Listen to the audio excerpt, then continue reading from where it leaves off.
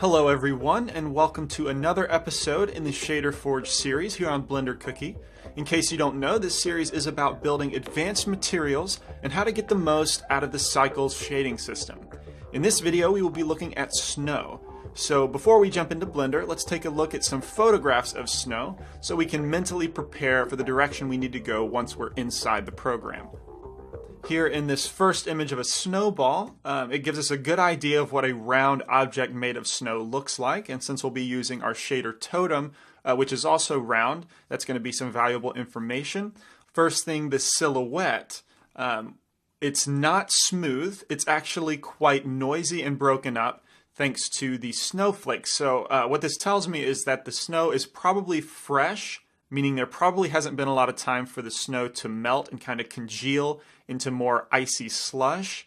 Particularly this area right here shows some flakes that are very new and kind of barely clinging to the surface. So in my shader, I'm definitely going to want some procedural displacement at a fairly high frequency of detail in order to achieve a similar fluffy look. And let's see, the sparkles is another thing that I want to consider for my shader.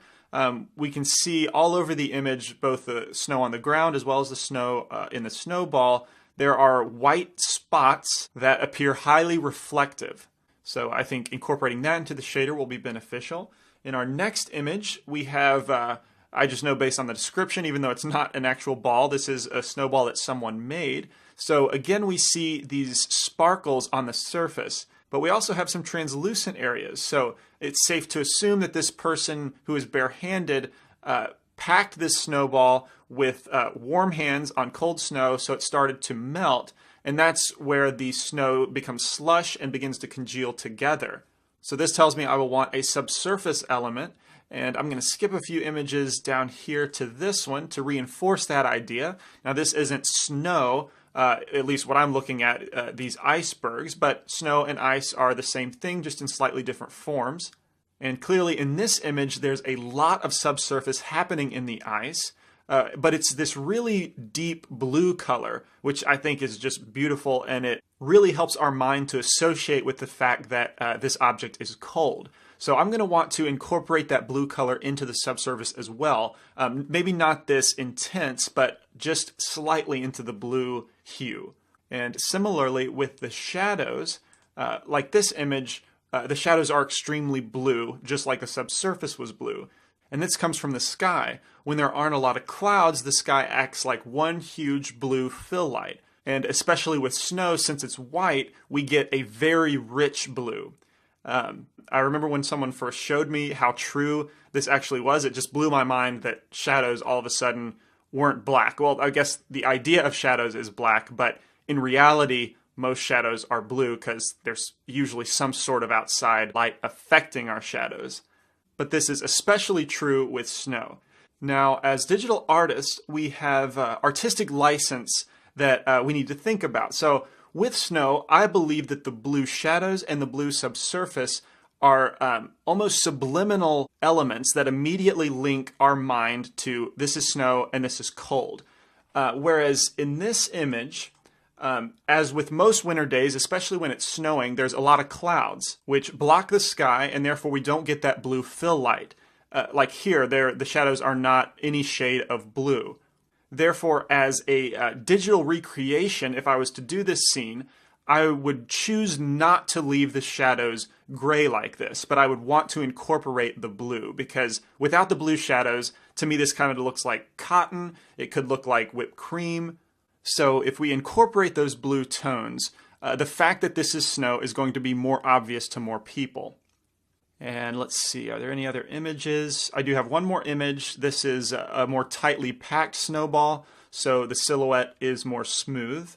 So this is just showcasing another state that snow can be in.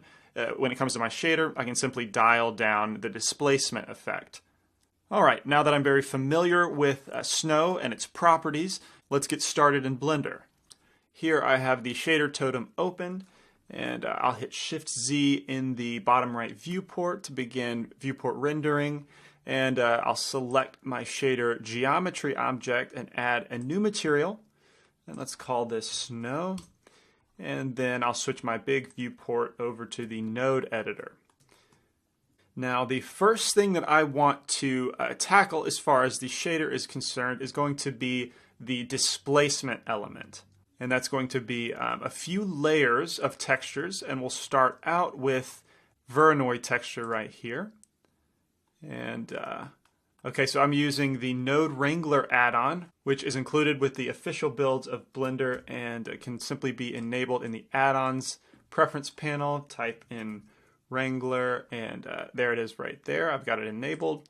And what this allows me to do is hit Shift Control Click on my Voronoi texture to create a viewer setup so the texture is plugged directly into the emission output of the surface, and we can see exactly what the texture looks like when it's applied. Let's see, I'm going to increase the size of my viewport down here just a little bit. And what I'm going to do with this texture is use it to break up the surface into like a generic bumpiness. And it's kind of hard to describe, so I'm just going to show you. And I'm going to use an experimental feature when it comes to cycles and displacement. Let's switch over to our render settings, and I've actually enabled experimental options already, but you'll typically see it as supported right here. And if we change it to experimental, and then with our geometry selected, go over to the data panel, and now at the bottom, we'll have a displacement drop down. And here the method is typically set to bump, which means that if I plug in this black and white texture into the displacement socket, it will only affect the bump output. And so if I plug back up this diffuse BSDF, we can see the texture assigned and working, but as a bump, it doesn't actually affect the silhouette of our geometry. It's just a visual trick. So if I want to actually displace the geometry for this method, I can simply change it to true. Now we can see that the geometry is exploding outwards. Clearly the strength of our displacement texture is way too strong. So let's add a converter math node to the Voronoi texture, or rather after the Voronoi texture, and we'll change the operation to multiply, and then the value we will make 0.06. Now you'll notice that nothing changed in the viewport. When it comes to the displacement, I have to stop the rendering with Shift-Z and then restart it so the geometry can update. Now we can see a much more subtle effect of our Voronoi texture. Perhaps bump it up. Let's go to 0.1 just for the sake of demonstration. There we go. We're getting kind of a geometric faceting of the surface. And this is not what I want for snow. I actually want the opposite to be true.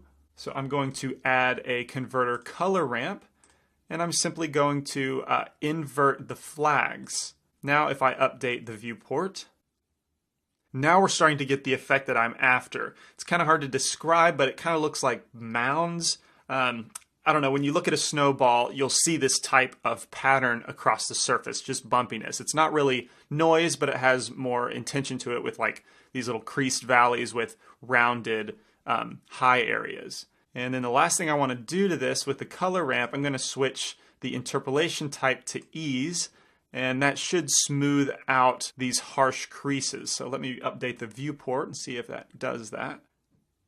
Yeah, there we go. It's pretty subtle, but they're a little bit smoother. If I want them to be even smoother, I can drag these flags in just a bit.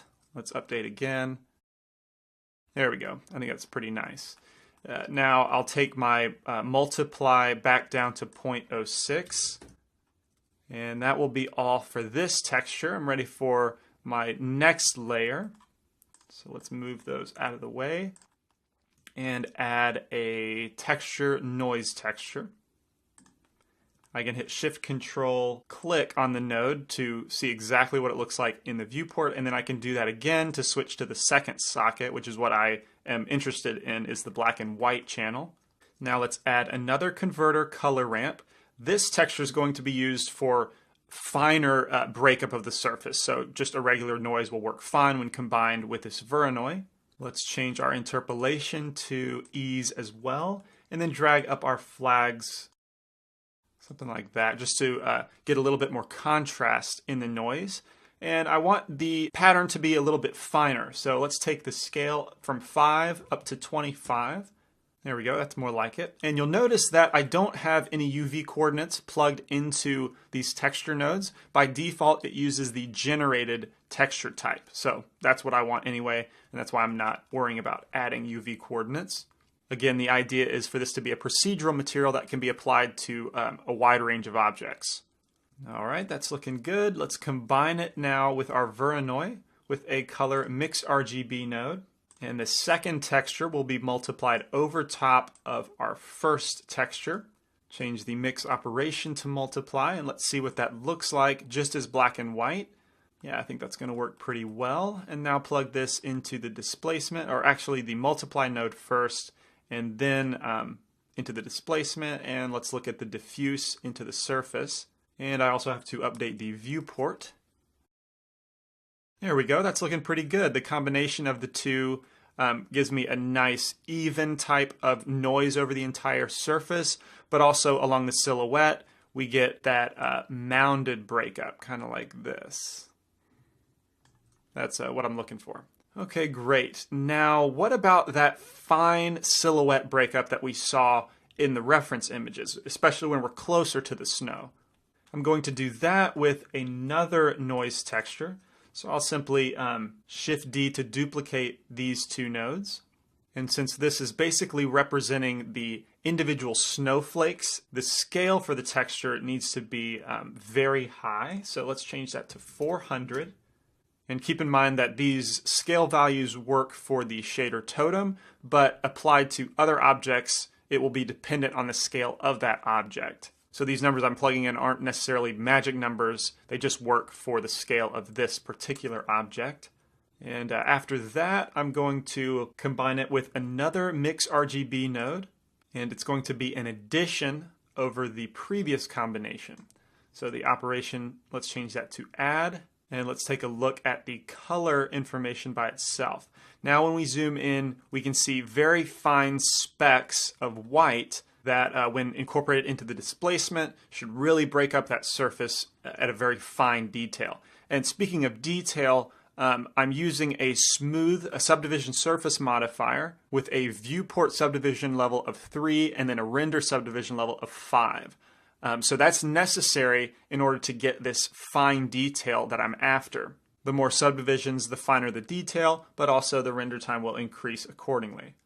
So now when I plug in this combination of 3 textures into my displacement and hook that diffuse BSDF back up into the surface, with the node wrangler, shift control clicking on a shader type node will automatically remove that viewer node and keep our network very clean. Now when I update the viewport, we should see a lot of tiny spikes all over the place. And maybe they're not as tiny as the texture implied, because remember in the viewport we're only looking at 3 subdivision levels. So from this point on, in order to get the full detail, I'm going to need to render an actual image. So I'll go ahead and do that real quick. Okay, the detail is a lot better than it was in the viewport. We can see in our silhouette that we're getting that familiar breakup that we saw in the reference images. But with a diffuse shader node applied like it is right now, it's not really looking anything like snow. And that's okay, the displacement is set up the way I want. Next, when we switch out the diffuse shader node for a subsurface shader node, it will immediately look so much more like snow. But one thing about the displacement that's kind of cool is it looks like the object is encased in snow. Because displacement only pushes outward, it never pushes inward. The object sort of balloons up, and when it comes to snow in particular, this works really well and looks like it's just covered in snow. So that's kind of a cool bonus of using displacement. Let's switch over to slot, I'll go to slot 6, and then hit escape to go back to the node editor. Let's get rid of our diffuse BSDF and then hit Shift A. I'll stop viewport rendering over here. Shift A shader subsurface scattering and plug that into our surface output. And I'll go ahead and enable viewport rendering over here, but it's going to be pretty slow. but despite being slow, I can at least start to dial in a good value for our scale, because that is one of the most important settings when it comes to subsurface.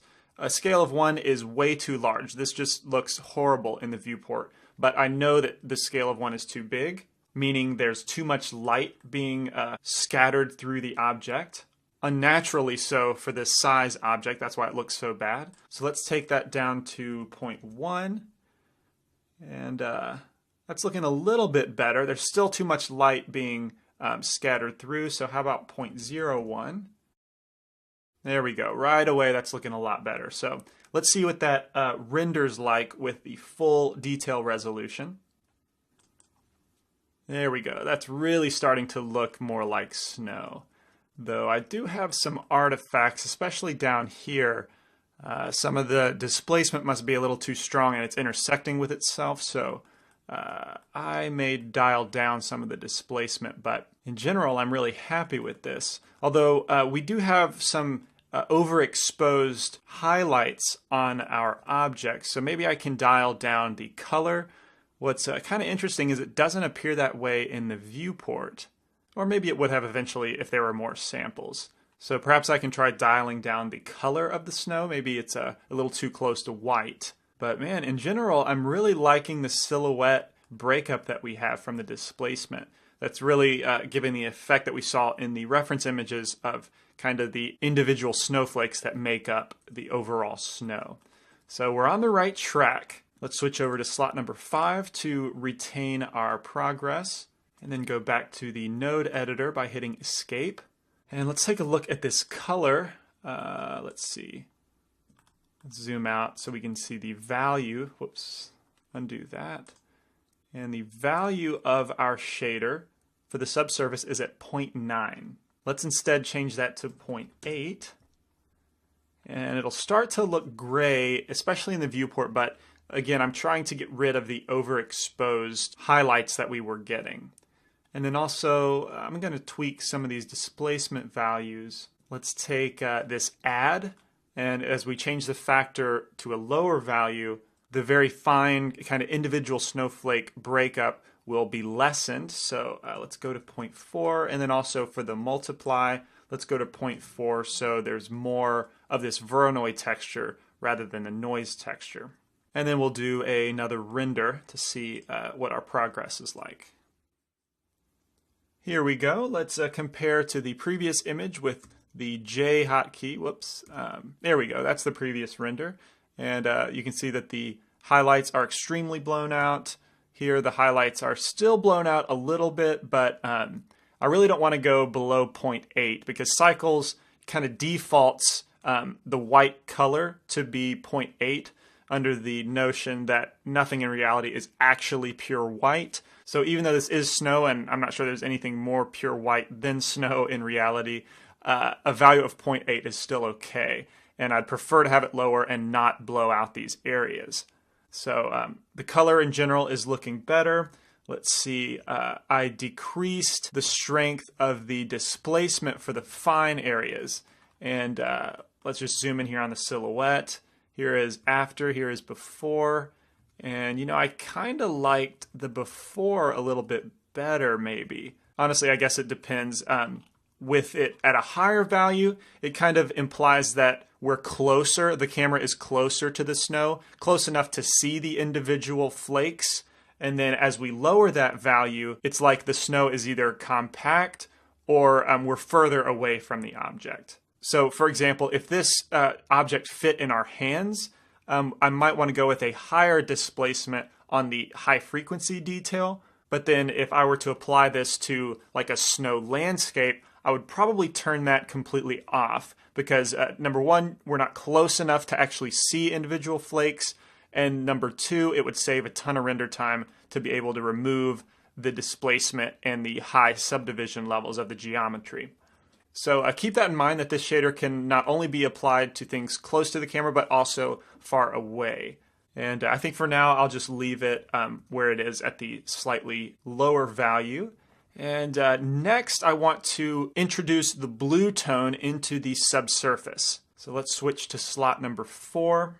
Go back to the node editor, and then up here in my subsurface scattering node, I'm going to click on radius. Now, I've gone over this several times in other training, but with subsurface, we define the color through these 3 radius channels. And it doesn't really give you a good indication of what these 3 channels mean. There's really nothing in the description, but the first channel represents the red channel, second represents green, and then the third represents blue. So the RGB values that typically make up color in a computer system. So if I want the subsurface scatter to be colored more in the blue direction, then the blue channel will have the highest value. I'm going to leave it at 1, and then for the green channel, let's take that down to 0.9, and then the red channel, take that down to 0.7. Or wait, no, 0.75, and then I said 0.9, but made it 0.95. There we go. Now this is going to be a subtle difference, which is what I want, but you may even begin to notice the blue start to show up over here. Let's go ahead and do a render at the full resolution. Yeah, I really like that subtle blue being introduced into the subsurface. Let's see what it looked like before and after. Now, you may not like the blue, and you could argue maybe it's not physically correct, but as an artist, I think that it just lends itself to the cold nature of the snow. And keeping it subtle is definitely a key thing to keep in mind. But personally, I kind of like it. So the last thing that I want to add now is the sparkle layer that we saw in a lot of our reference. So let's switch to slot number 3 and back to the node editor.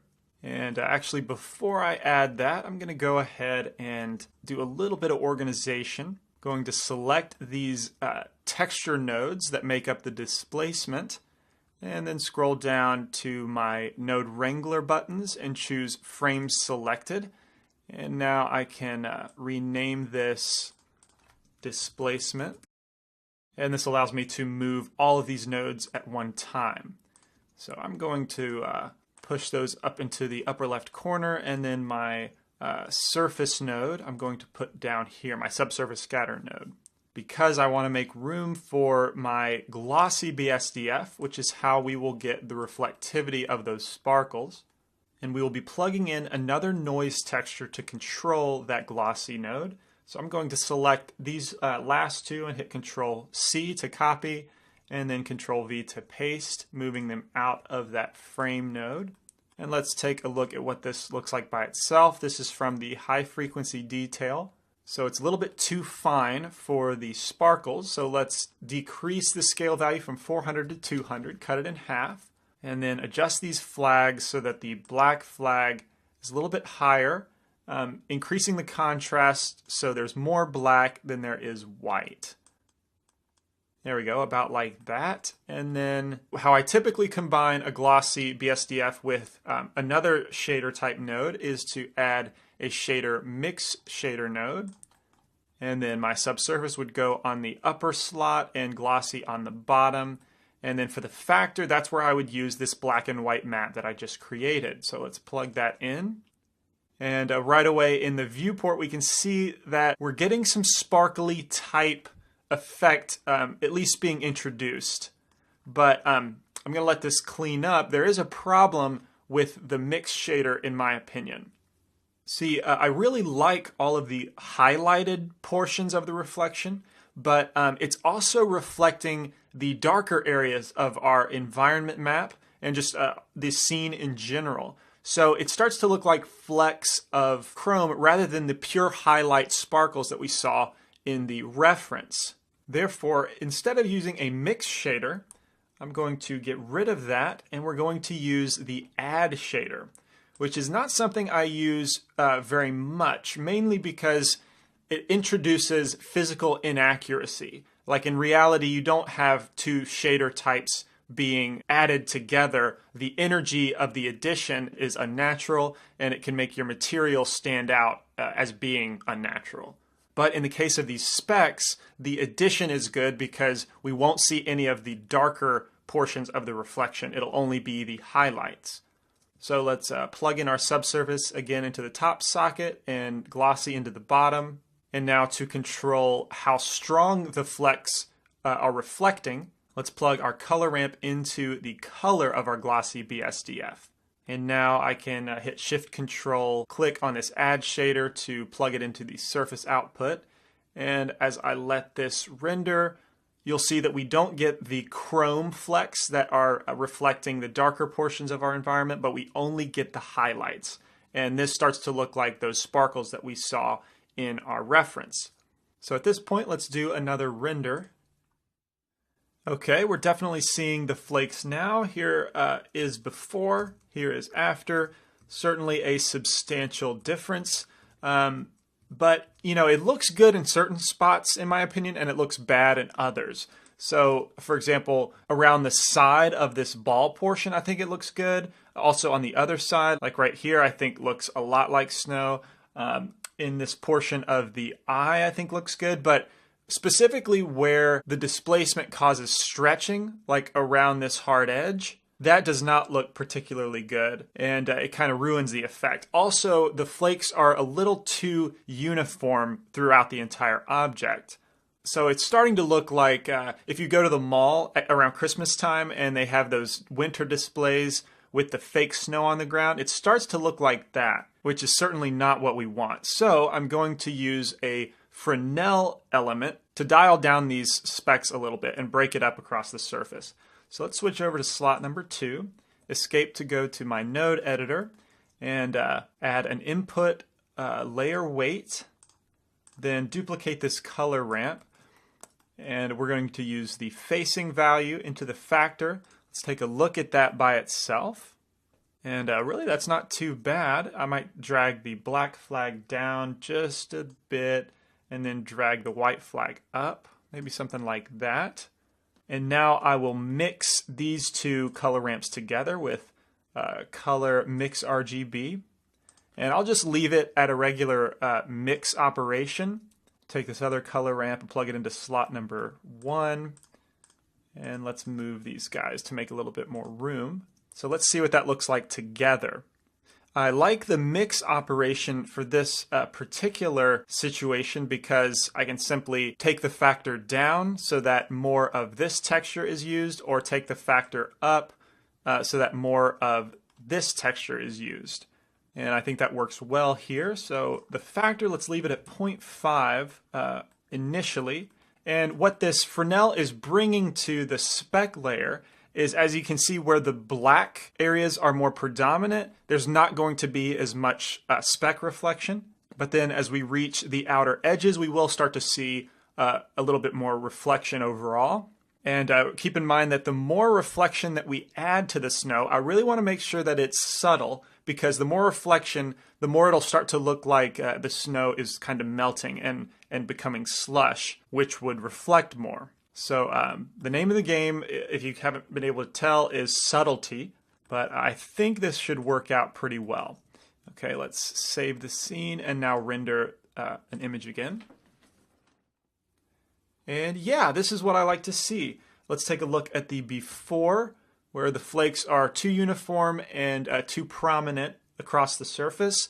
And then after, they are dialed down a little bit, a little more subtle. And the Fresnel has really broken up their strength. I like across the edges, we can see them become a little bit more prominent thanks to the Fresnel. So yeah, I'm pretty happy with this shader at this point. It's got all the elements that I wanted to achieve after looking at the reference.